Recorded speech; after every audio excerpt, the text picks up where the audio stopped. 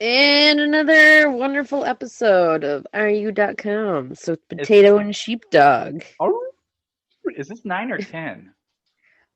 This is another one. I was gonna ask, is this 10? And you say 9. I'm pretty sure this one's 11. uh, is this 12? Have we hit an even does? No, I think this is 11. This is 13. Oh, unlucky number. We haven't gotten that far. Oh, okay. Yeah. We're still on first base. If you check out Spreaker, you will see that our episodes are now numbered. Oh, so I ain't numbering squat. There you go. Because it's just a continuation. This is actually probably episode 299. No, actually, it's not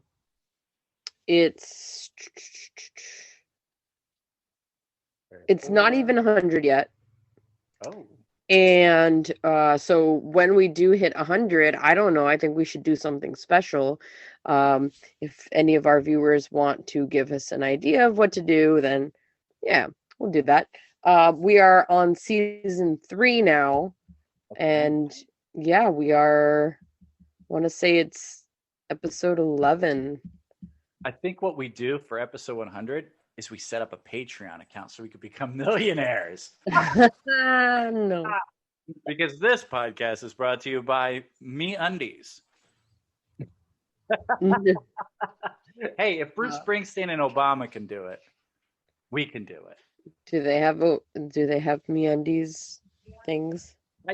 That's the only reason I'm ever. Do they even wear undies? Well, no, not while they're doing the pot. They sit naked in a hot tub together, I think, right? I don't know. Did they? Is that a picture that you have that you own? To it. Yeah, when I listen to it, that's what I hear. Oh, yeah. No, I know nothing of what you speak of. You know what they should have called the podcast? They should have called it "Born in the USA," and then in parentheses, take that. But then they're giving, yeah, no, don't even spread his name. It's garbage. Yeah, no, I don't know. It'd be pretty cool to do something special for the 100th episode. I like that. Yeah, I think we're only, I'm not even sure how many. When they were being numbered, I didn't take a look at how many there actually are. But season 1, I noticed that it did have 59 episodes. So I think we'll have to do some research and come back to that. I think it's yeah. You get the intern on that. Yeah. So, what you got today? What you brought to the table of wonder and love? There is something that all of us experience. I think for the most part, all of us experience, and that is sleeping. Yeah, sometimes.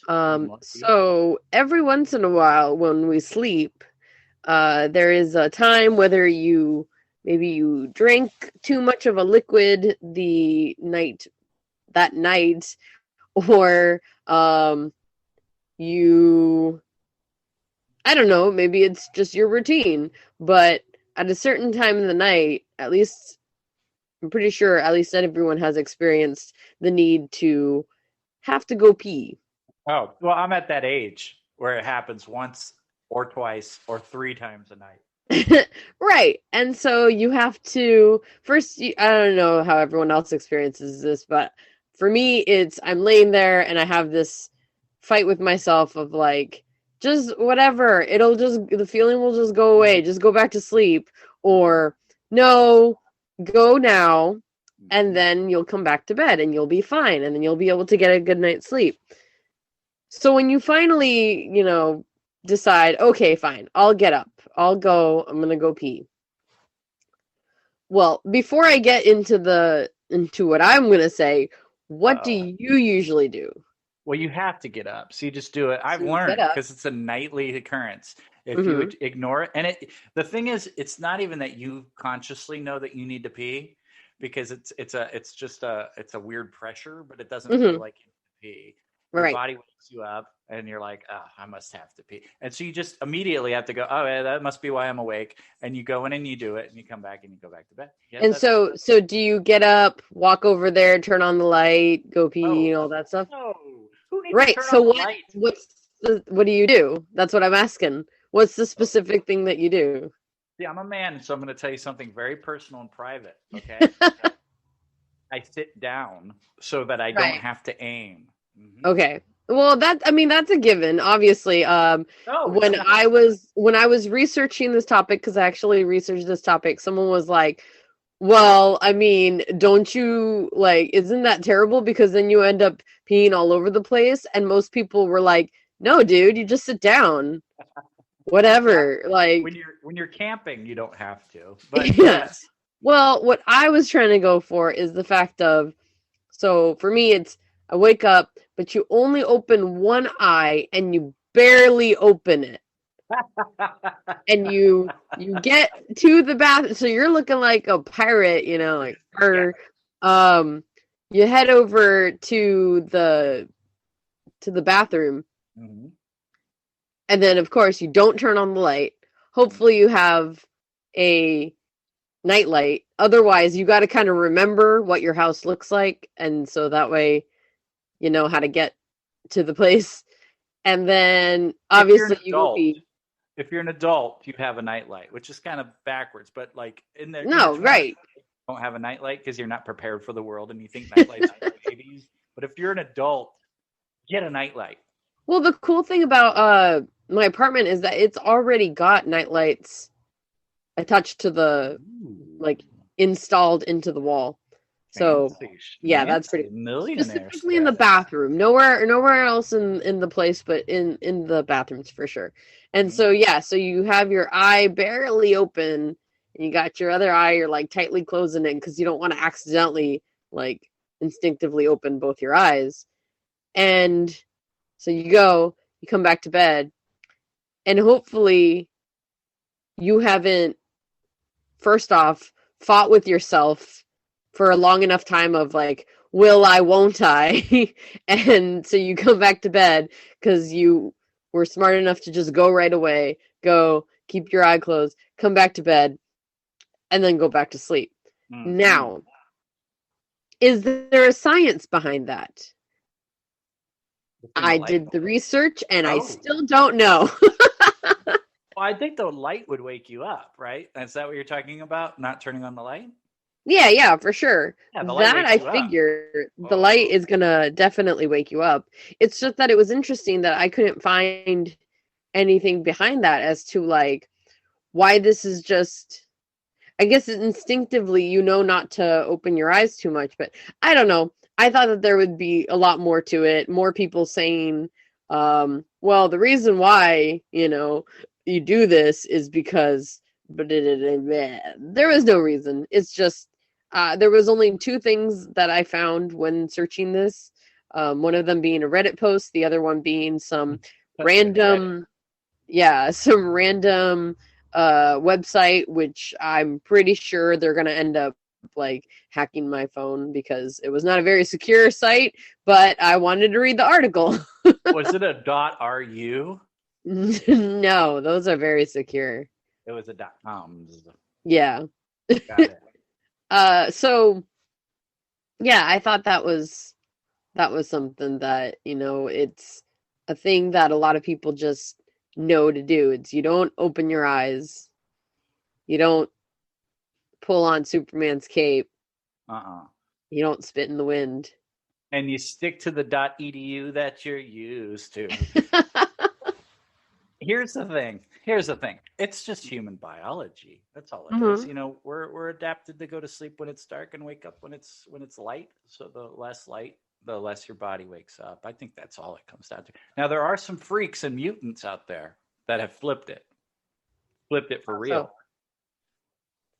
And I worked nights for 3.5 years, and it's not. It takes a toll on your body. You actually lose 10 years of memory the first year that you work overnight, and it takes you 10 years to catch back up.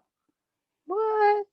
So you just basically stay stunted, and you have to quit. You have to quit working nights for you to catch back up. You basically lose 10 years of your brain. So if you're 50, you're going to go into early senility if you're working overnights. That's just the way it works. And I heard that report on the radio, and it was the nighttime BBC people talking about it, and they were like, "Right, I can attest to that. Right, yeah, I mate, we're back to last week." Oh no! Oh, we went back in time.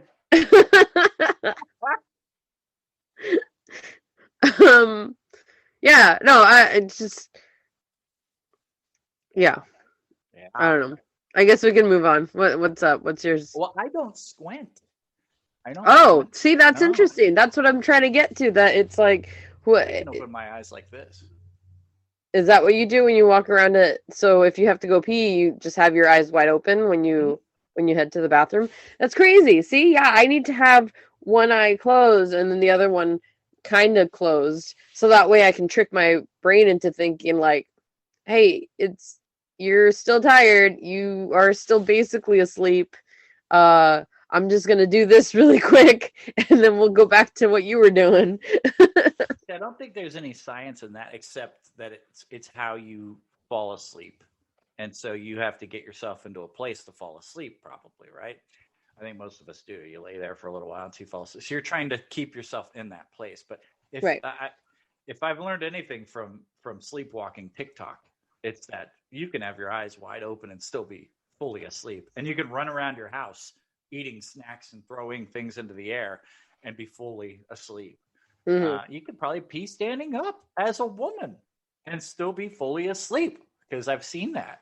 I mean, yeah, you can pee standing up as a woman. It doesn't mean that, like, I mean, in your pajamas without doing anything. You know what I mean? Like just in the middle of your living room. Because I watch a lot of sleepwalk TikTok, and they do all these things.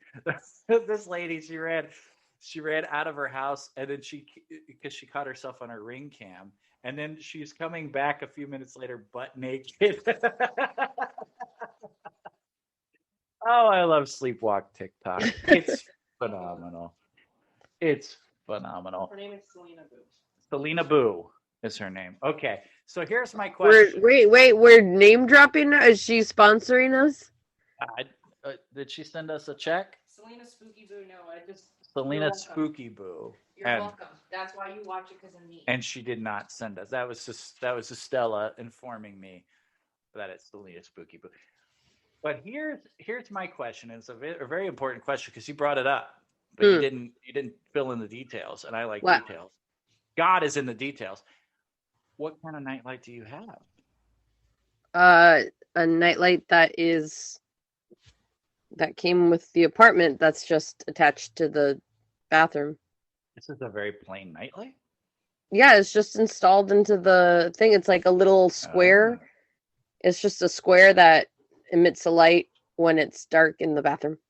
I've got one of those here by my desk, but I've got several nightlights. I enjoy nightlights. I think they're quite good. I've got a Doctor Who TARDIS nightlight in our bedroom. That's right next to where I get up to go pee. And then when I get into my bathroom, I have a night, because it's an under the sea themed, the mermaid lagoon theme. So I have it's like an underwater nightlight that also burns chemicals to make the bathroom smell less like poo. Oh, I was gonna say, yeah. There are stores that sell those. Previous place where I worked at sold some of those, and yeah, they had really cute ones, but those chemicals are apparently really bad for animals that already have breathing problems. So yeah. At least the place where I worked at, I looked up the information on it and was like, oh yeah, these are not good if you have pets. I was gonna get one for my friend, but they have a bulldog, so that would be a very bad idea. I don't think we talked about this on the air. We talked about it off the air, but this is something interesting, since you brought up that you worked at a place where they had scented things.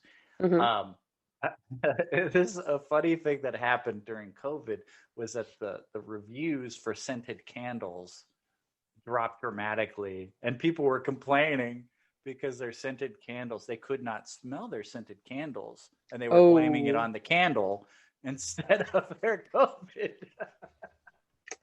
that's I yeah. can't smell this. Why can't I smell it? And it took away my ability to smell everything. I will say that I had a customer at one point. I said, yeah, feel free to smell any of these, candles, whatever one you like the most. I would say definitely, go for it because these ones specifically are very limited. So, and that's when she said, well, can you tell me what it smells like? And I said, well, it'll say it on the package. And she said, oh no, I don't have a sense of smell. And I said, oh. And she said, not because of COVID, though.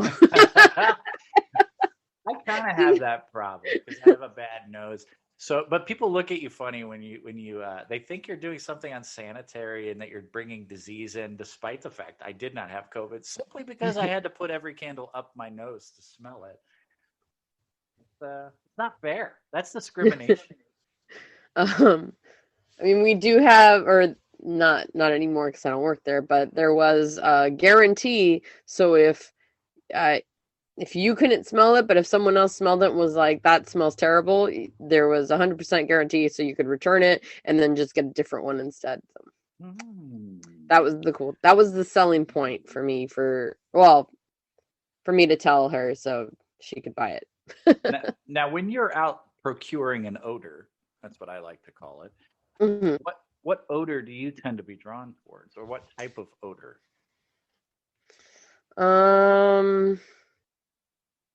I guess it really depends on the item. For, let's say, stuffed animals that have a scent, usually the, what is it? Artificial grape flavor. Hey, I was going to say I want a grape stuffy. But specifically artificial grape. That scent, it has like that sweetness, that bubblegum scent to it, but then also the grape. Concord as a mother effer. That's what I like to say it's called. I would say I don't know. I guess a lot of the candy fruit smells, those usually work pretty well. But as far as like, I guess, grown-up smells, not really like plushies and stuff like that. Whatever, I have plushies. I'm a grown-up.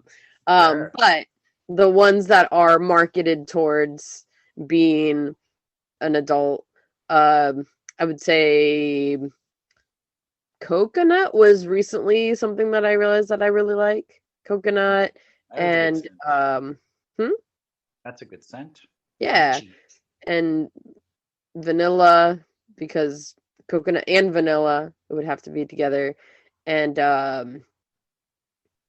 moonflower. I didn't know I liked moonflower, but that's a thing. So here's mine. Top 5, real quick. Okay. Dirt. Okay. Oh. Okay. Because you're a real man. Aloe vera. Okay. Oh yeah, aloe's good. Leathery skin. That's good stuff. Full diaper and Play-Doh. Top 5. Okay. So moving Play-Doh. Speaking of Play-Doh, there is what was it? There was something that smelled just like Play-Doh, and we couldn't figure out what it was, and then we're like, it's Play-Doh, and I forget who it was that realized this with me.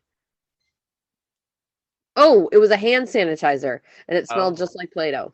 Oh, see, now that makes me hungry. This is why I could never, when I was a kid, play games where you made like hamburgers and stuff out of the Play-Doh, because it's delicious. And it's got that like salty taste to it. Oh, it's like eating a bag of crisps, right? Hey, mate. Okay. Here's what I want to talk about. A month before I turned 18 years old, I woke up with a thought in my brain, right? I knew, bang. And I was working at a Cub Scout camp, and I had this brain thought. I hadn't been in a Boy Scout troop for a while, and I always taken for granted that I would get my Eagle Scout. And I realized exactly 1 month before I turned 18, my brain said, you have 30 days. And I woke up and I went, I have 30 days to get my Eagle Scout. And I did it. I accomplished it in 30 days. I had a lot to do. I had like 5 merit badges I had to do. I had to do a service project, everything.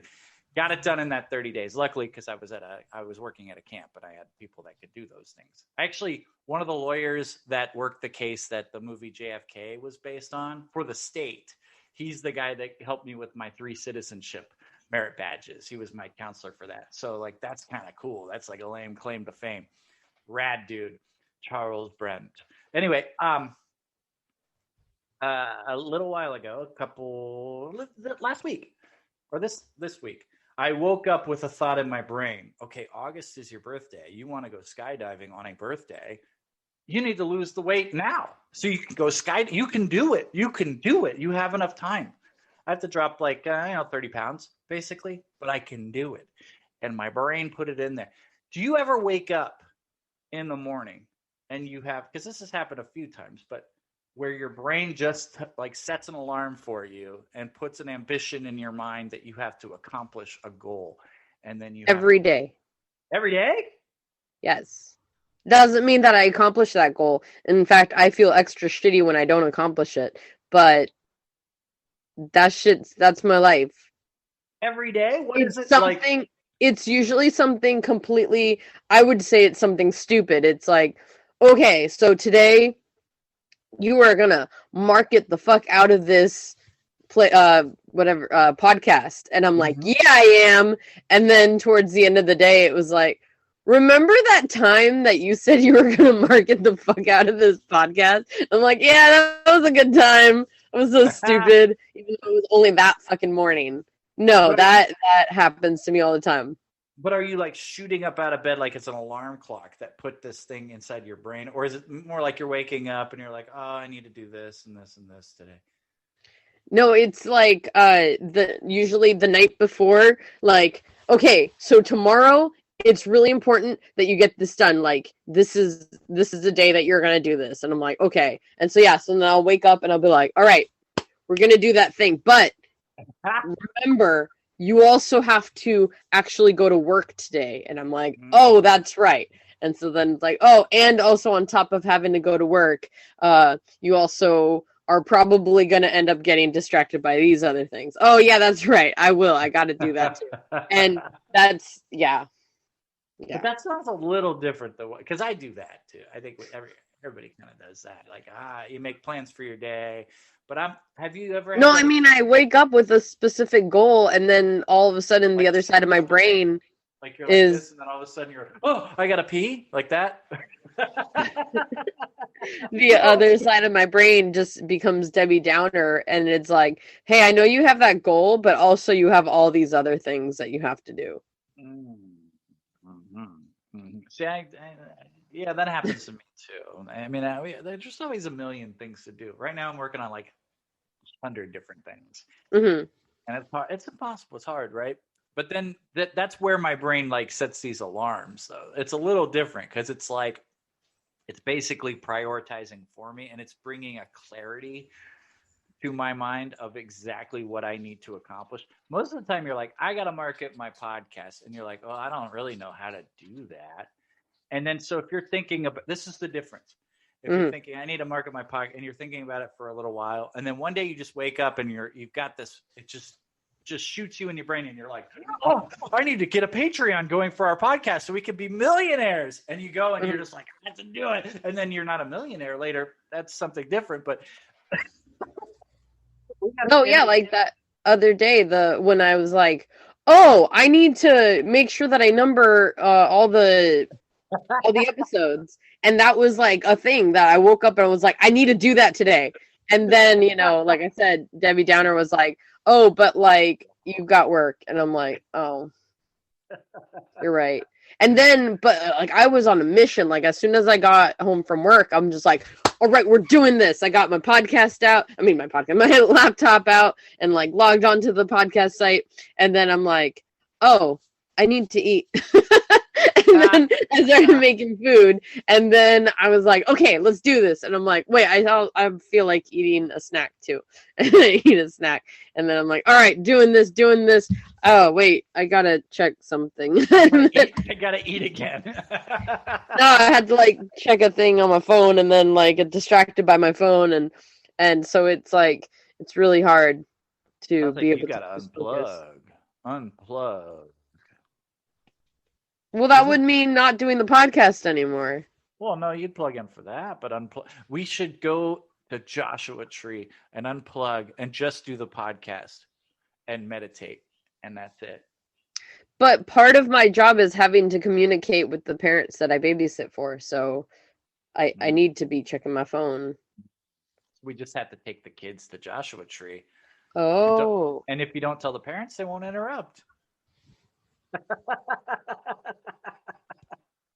It's a flawless plan. True.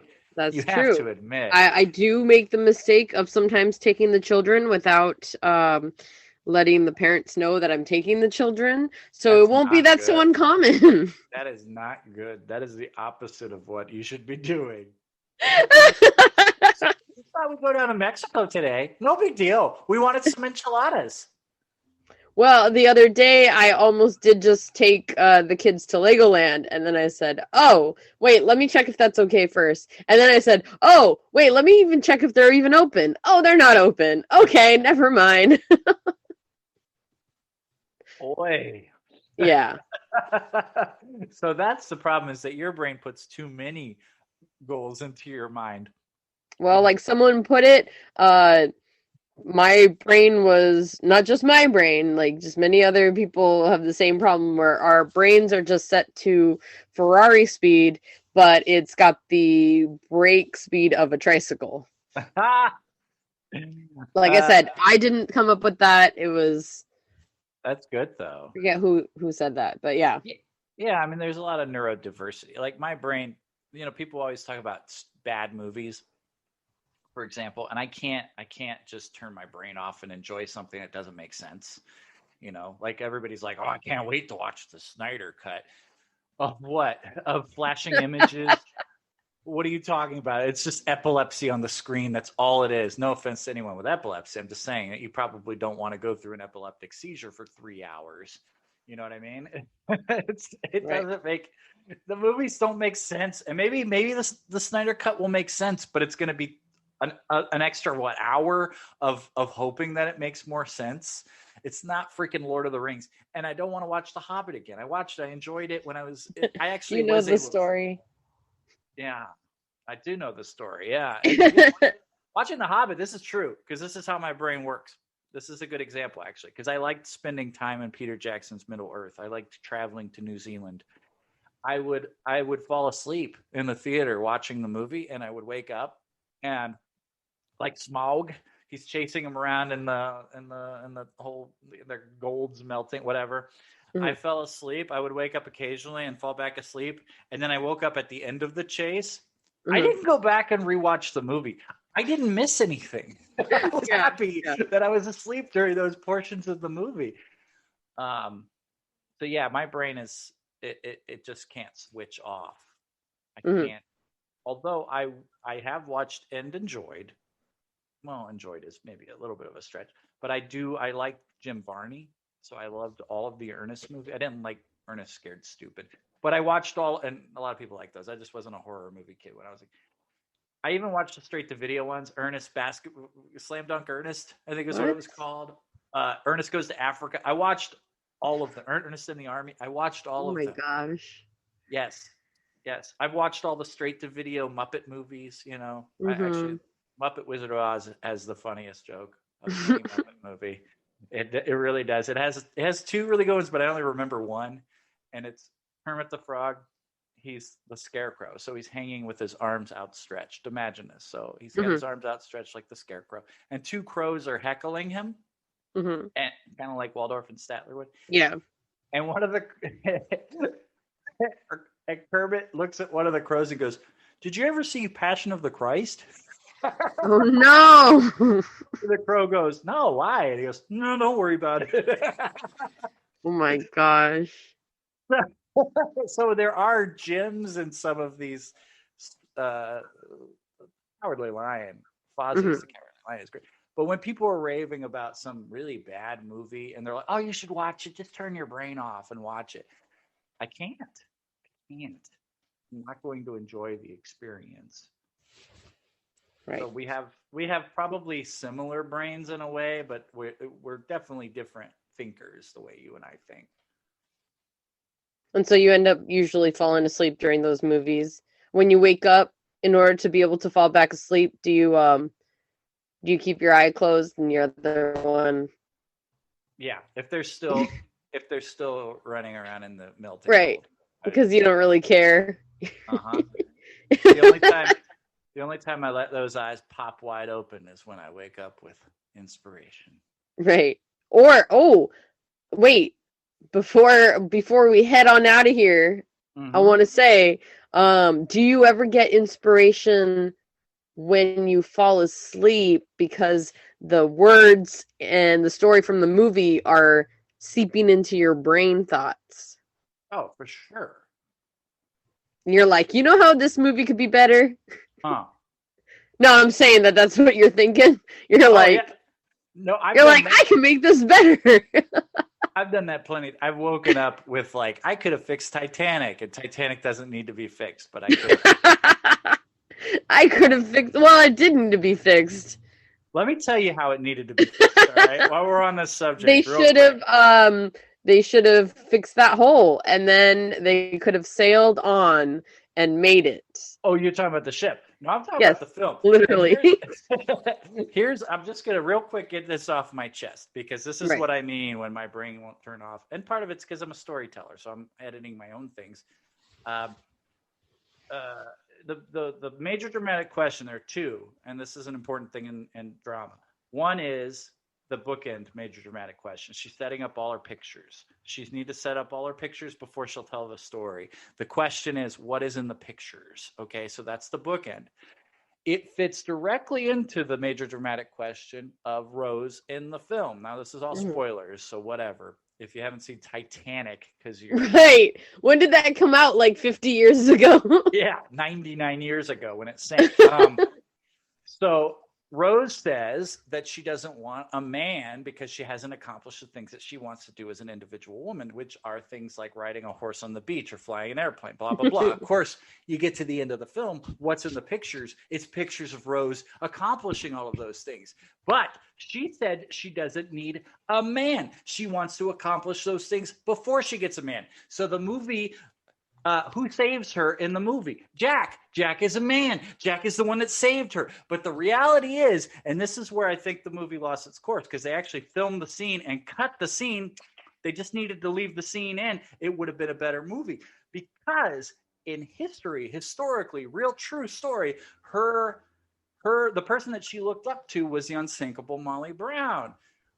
They left in a scene that if they were going to cut the other one, they needed to cut that scene too, because it would have saved the movie. You got Molly Brown.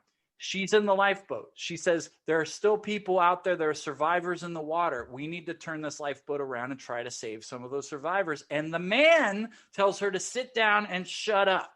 Okay. The person that saved her, historically speaking, would have been Molly Brown, who told the man, no, we're turning this boat around.